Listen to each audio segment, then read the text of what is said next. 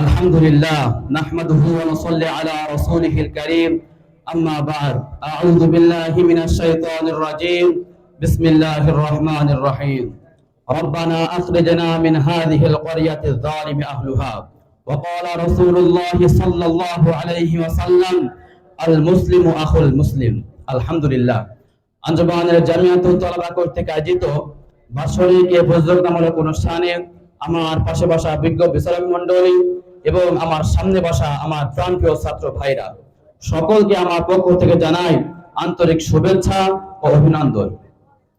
আমার প্রিয় ভাইরা, ভাগ্যের ছায়া ঘুরতে ঘুরতে আমার উপর যে বিষয়বস্তু এসে দাঁড়িয়েছে তা হলো নির্যাতিত মুসলিম জাতি বিশ্ব মুসলিমের করণীয়। আল্লাহ তাআলা চাহে তো এই বিষয়ের উপরে অল্প কিছু কথা বলবো ইনশাআল্লাহ। আমার প্রিয় ভাইরা, আজ মুসলমানদের রক্ত ঝরছে কাশ্মীরে, রক্তের বন্যা বইছে গুজরাটে, মুসলমানদের রক্তে রঞ্জিত হয়ে গিয়েছে ফিলিস্তিনের মাটি। এক কথায় মুসলমানদের রক্তে বিশ্বের মানচিত্র আজ রঞ্জিত হয়ে গিয়েছে। রক্তে রঞ্জিত দেশগুলো থেকে, জনপদগুলো থেকে কেবলমাত্র ভেসে আসছে সেই অসহায় মা বোনদের চিৎকার আর আওয়াজ, বাঁচাও আর বাঁচাও। তারা বলে উঠেছে, রব্বানা আখরিজনা মিন হাযিহিল ক্বরিয়াতিয যালিমি আহলুহা, হে আমাদের প্রতিপালক, আমাদেরকে এই জনপদ থেকে উদ্ধার করো, নিষ্কৃতি দান করো, এখানকার অধিবাসীরা বড় অত্যাচারী। আমি মনে করি তাদের ডাকে সাড়া দেওয়ার জন্য, ঈমানি দায়িত্ব পালন করার জন্যই আজকের এই আলোচ্য বিষয়।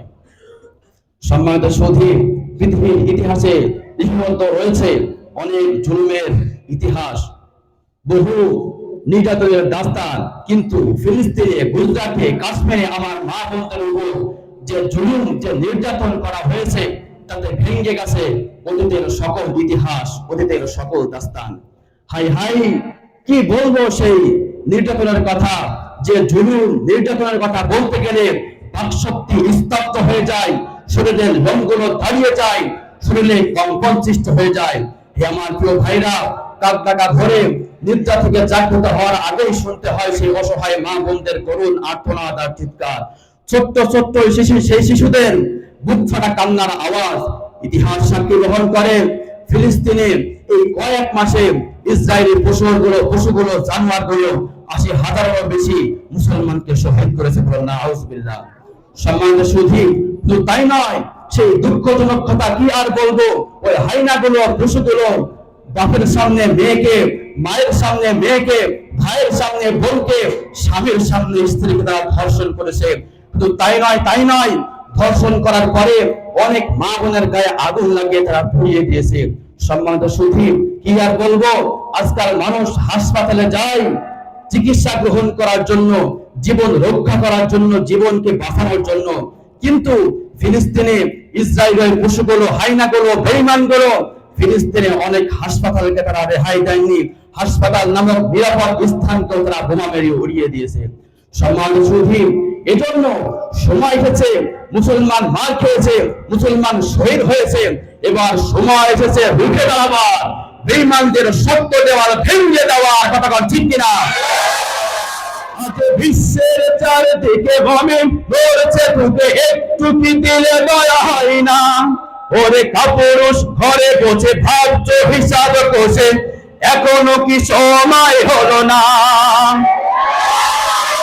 আজকে ফিলিস্তিনে, গুজরাটে, কাশ্মীরে, লেবাননে, প্রত্যেক জায়গায় পৃথিবীর আনাচে কানাচে মুসলমান মা বোনেরা নির্যাতন, নিপীড়ন, আর মুসলমান তুমি ঘরে বসে আরাম করছো। আমি তোমাকে বলবো, তোমার মধ্যে সামান্য থেকে সামান্য ঈমান নাই। কথা বল ঠিক কিনা? আওয়াজ করো, রক্ত যখন দিয়েছে আরো দেবো, আরো যখন পেয়েছে আরো খাবো, শহীদ যখন হয়েছে আরো হবো। তবুও কোন বেঈমান, কোন নাস্তিক, কোন নাফরমান, কোন বিধর্মের সামনে মাথা নত করবো না। সম্মানিত সুধী, আমরা মুসলমান, এখন প্রশ্ন হলো বিশ্ব মুসলমানের করণীয় কি? আমি মনে করি বিশ্ব মুসলমানের করণীয় হলো আল্লাহ তাআলার আয়াত, ওয়া'তাসিমু বিহাবলিল্লাহি জামিআ ওয়া'তাসিমু বিহাবলিল্লাহি জামিআ ওয়ালা তাফাররাকু। হে আমার বান্দাগণ, তোমরা ঐক্যবদ্ধ হও, তোমরা পৃথক হও না। আমি মনে করি সমগ্র মুসলিম জাতিকে, সমগ্র মুসলমানের ১ নম্বর করণীয় হবে ঐক্যবদ্ধ হওয়া। কথা বল ঠিক কিনা?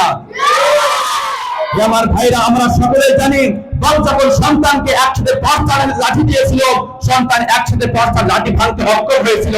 কিন্তু যখন একটা একটা করে লাঠি দিয়েছিল, সন্তান সব কয় লাঠি ভেঙে চুরমার করে দিয়েছিল।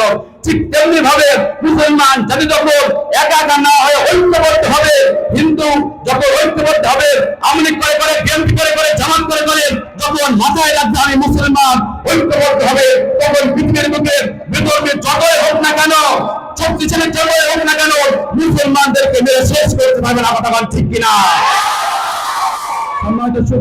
মুসলমানদের 1 নম্বর করণীয় হবে ঐক্যবদ্ধ হওয়া। 2 নম্বর করণীয়, আজকে বিধর্মীরা অনেক জিনিস আবিষ্কার করেছে, অনেক পণ্য তাদের পণ্যগুলো আমরা ব্যবহার করছি। মুসলমানদের করণীয় হবে সকল পণ্য বাজারে গঞ্জে বিধর্মীদের পণ্য আমরা ব্যবহার করে থাকি, বাড়িতে ব্যবহার করে থাকি, সেই পণ্যগুলো বয়কট করা। কথা ঠিক কিনা? মুসলমানের 3 নম্বর করণীয় হবে আর গান বাজনা সিনেমা সকলকে ছেড়ে দিয়ে, এমনকি সামনে যে দিন আছে ভ্যালেন্টাইন্স ডে, এই দিনকে পরিহার করে একসাথে কোরআন ও হাদিস অনুযায়ী আমল করতে হবে। কথা ঠিক কিনা? তাহলে আমরা সেই শুনতে পাবো, দেখতে পাবো সেই সুন্দর সুসজ্জিত সূর্যের আলো। তাহলে আমরা মাথা উঁচু করে বসতে পারবো, বুক ফুলিয়ে সমাজে থাকবে না কোনো নির্যাতন নিপীড়ন, থাকবে শান্তি আর শান্তি। একমাত্র করণীয় হবে সকল কিছু আল্লাহর কোরআন ও হাদিস মতো আমল করা। তাহলে আমরা সেই সুন্দর সংসার আবার ফিরে পাবো। আল্লাহ তাআলা আমাদের সকলকে তৌফিক দান করুন। এই অশান্তি ঘেরা কালো মেঘের ফাঁকে আসবে সেই সূর্যটা, যার আলো কাভাই ফুটেছিল সোনালী যুগের মহাসভ্যতা, সোনালী যুগের মহাসভ্যতা। আল্লাহ তাআলা আমাদের সকলকে তৌফিক দান করুন। আমিন। ওয়া আখিরু দাওয়ানা আলহামদুলিল্লাহি রাব্বিল আলামিন। আসসালামু আলাইকুম ওয়া রাহমাতুল্লাহি ওয়া বারাকাতুহু।